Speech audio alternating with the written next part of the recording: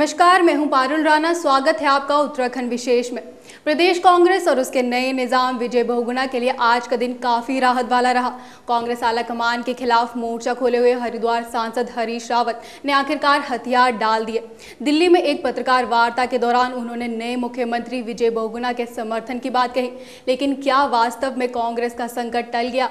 इस मुद्दे पर और ज्यादा जानकारी के लिए हमारे साथ मौजूद है हमारे चैनल हेड जयपाल सिंह।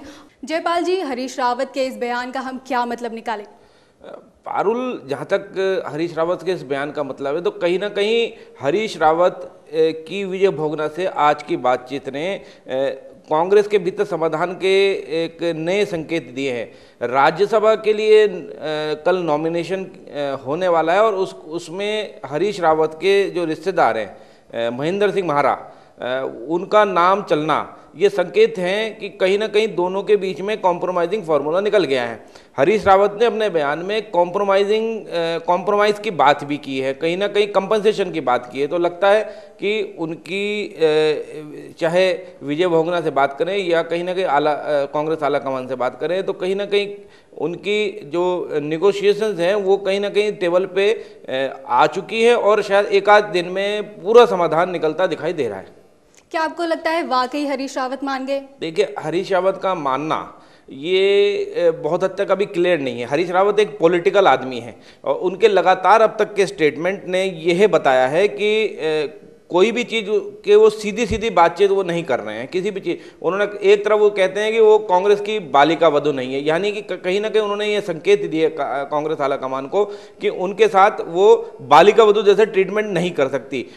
अभी तक उनके किसी भी विधायक ने यहाँ का शपथ ग्रहण नहीं की है, तो कहीं ना कहीं वो कानूनन भी जानते हैं कि जो जब तक उनकी शर्तों को कांग्रेस आलाकमान नहीं मानेगा तो वो कांग्रेस को संकट में डाल सकते हैं। तो उनका मानना अभी पूरी तरह इस बात पे डिपेंड करेगा कि उनकी जो शर्तें, अहम शर्तें हैं, जिसकी कि हमने पहले भी यहाँ कभी चर्चा में हमने बताया भी है, वो कैबिनेट मिनिस्टर का बर्थ उन्हें आने वाले समय में जल्दी ही मिल सकता है। तो वो और साथ में जैसे अब राज्यसभा के लिए उनके रिश्तेदारों का नामांकन, इसके साथ साथ 2-3 अपने लोगों के लिए वो इस मंत्रिमंडल में मंत्रालय भी मांग सकते हैं। हरीश रावत साफ साफ कहने की बजाय अभी भी गोलमोल बातें कह रहे हैं, तो इस बारे में क्या कहेंगे आप? पारुल, जहाँ तक हरीश रावत का सवाल है, हरीश रावत एक घुटे हुए पॉलिटिशियन है।